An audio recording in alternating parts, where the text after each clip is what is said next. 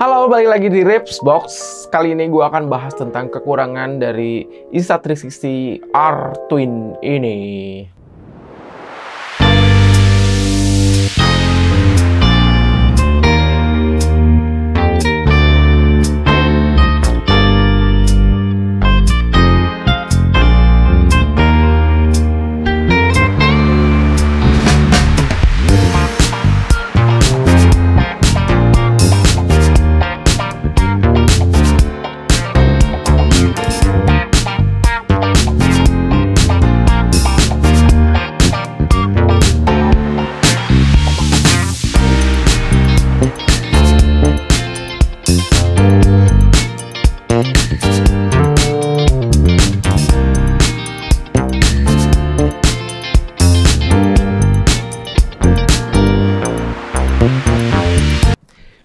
Jadi pastiin sebelum kalian beli Insta360 ini, kalian harus nonton video ini dulu.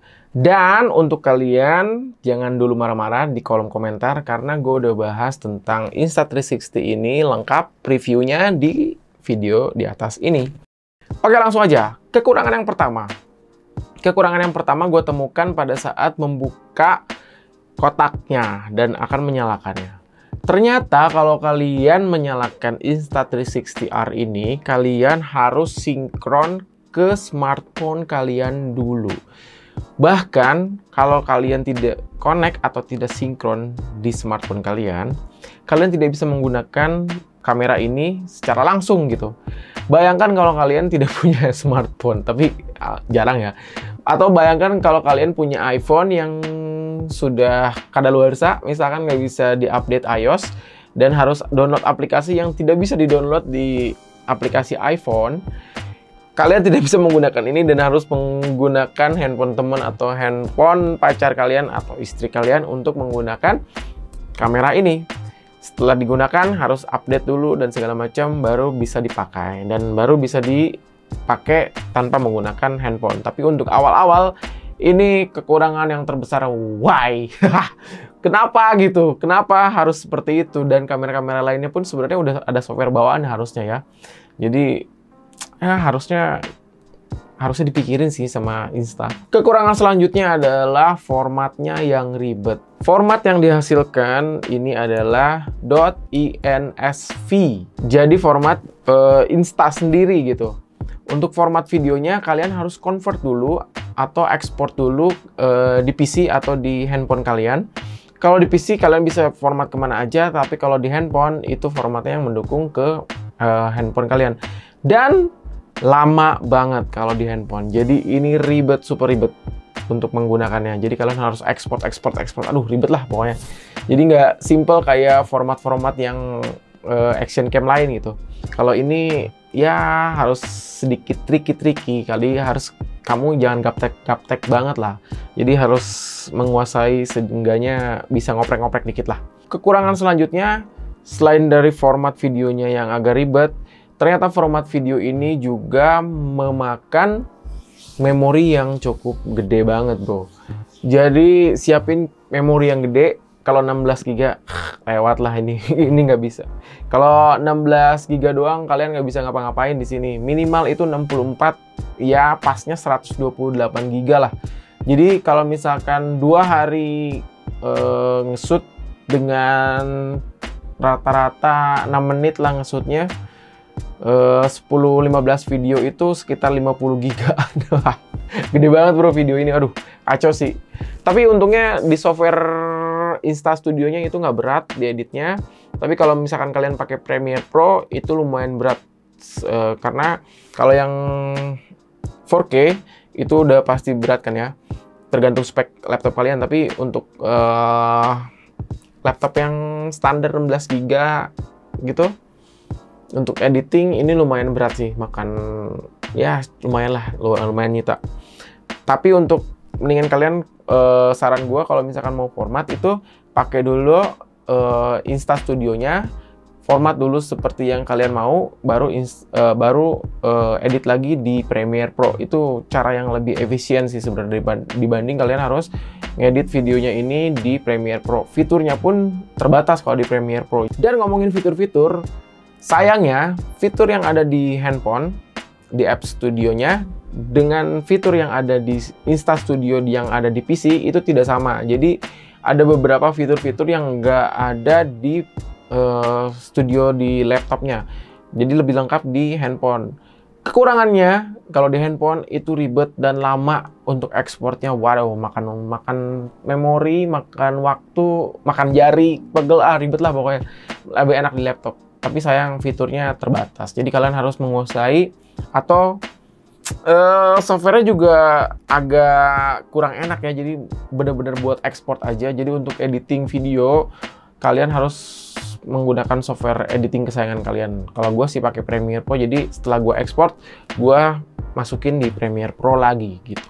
Untuk kualitas videonya, kalau misalkan dibandingkan dengan GoPro, kualitas video dari Insta360 ini kalau diperhatikan itu lebih banyak shadow-nya, terutama di kamera 360-nya. Ini kekurangannya yang akan gue bahas nih. Kekurangan selanjutnya adalah kenapa banyak noise? Kenapa banyak noise di kamera ini dibandingkan dengan kamera-kamera kompetitornya ya, GoPro, DJI.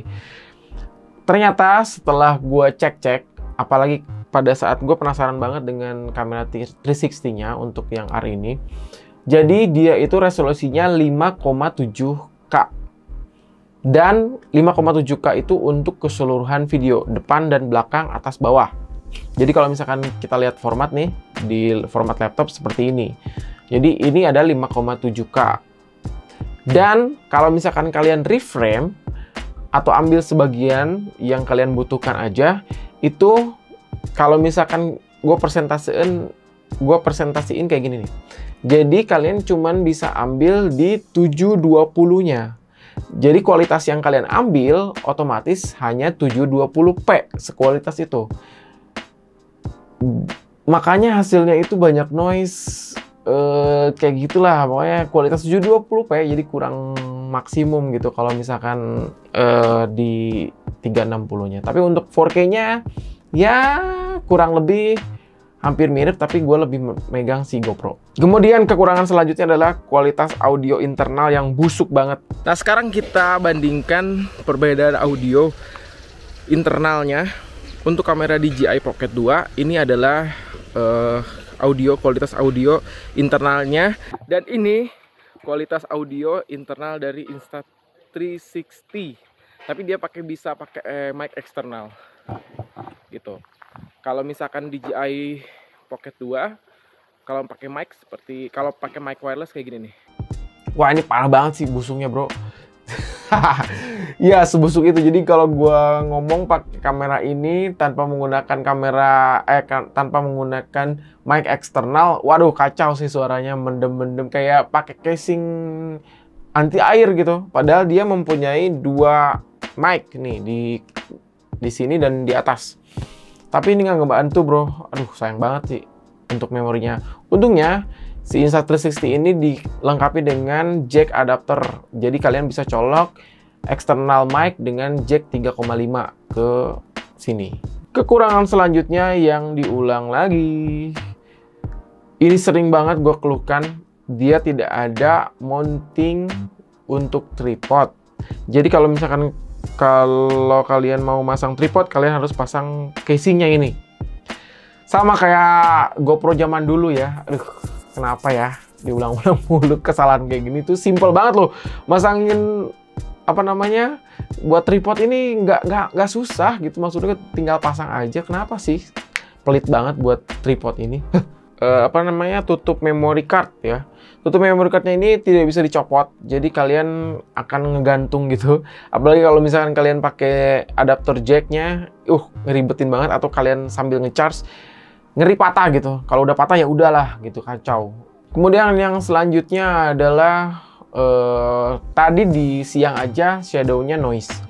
Apalagi di low lightnya di kacau, bro. Jadi aduh, untuk kualitas low lightnya nggak bisa dipakai sih menurut gua. Sayang banget nih. Untuk low lightnya mendingan DJI Pocket 2. Kemudian kekurangan selanjutnya adalah tidak ada flat color. Dari GoPro 5 pun sudah ada flat color. DJI sudah ada flat color ya. Ini kenapa nggak ada flat color ya? Udah tahu banyak noise, tidak ada flat color, ya sudahlah. Kualitas gambarnya ya itu. Tapi Insta360 menambahkan LUT yang ya usable sih, bisa dipakai, lumayan lah. Kemudian kekurangan selanjutnya adalah option kamera yang sedikit fitur dibandingkan dengan kompetitornya ya. Jadi untuk ngatur full sistemnya itu harus kalian menggunakan handphone sebaiknya. Kalau misalkan menggunakan ini pun bisa, tapi aduh sedikit banget, jadi sayang banget fiturnya nggak dimasukin di kamera, jadi sedikit kurang minim fitur. Oke, mungkin segitu aja yang bisa gue temukan dari kekurangan Insta360 ini. Semoga video ini membantu kalian dalam menentukan apakah ini jadi atau enggaknya membeli Insta360. Saran gue, kalian tonton dulu video awal gue di sini dan baru nonton kekurangannya. Jadi kalian bisa pertimbangkan kurang lebihnya. Kesimpulannya untuk kamera Insta360 ini, menurut gue kamera ini cocok banget buat kalian yang suka riding, sepedaan, mountain bike atau riding di motor, itu cocok banget bro. Dibanding yang action cam lainnya, gue saranin pilih ini.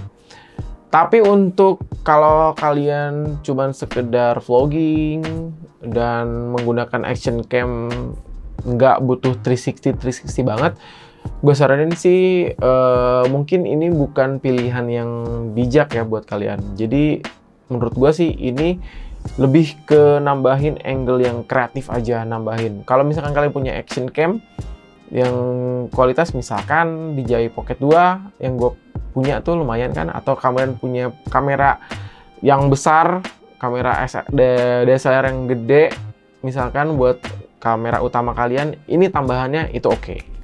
Tapi untuk menggunakan satu kamera aja untuk ini menurut gue sih kurang. Kecuali kalian bener-bener motovlog atau mountain vlog, itu cocok banget pakai ini, recommended banget. Oke, segitu aja video Rips Box kali ini. Makasih udah subscribe channel Rips Production. I'll see you next time and bye-bye.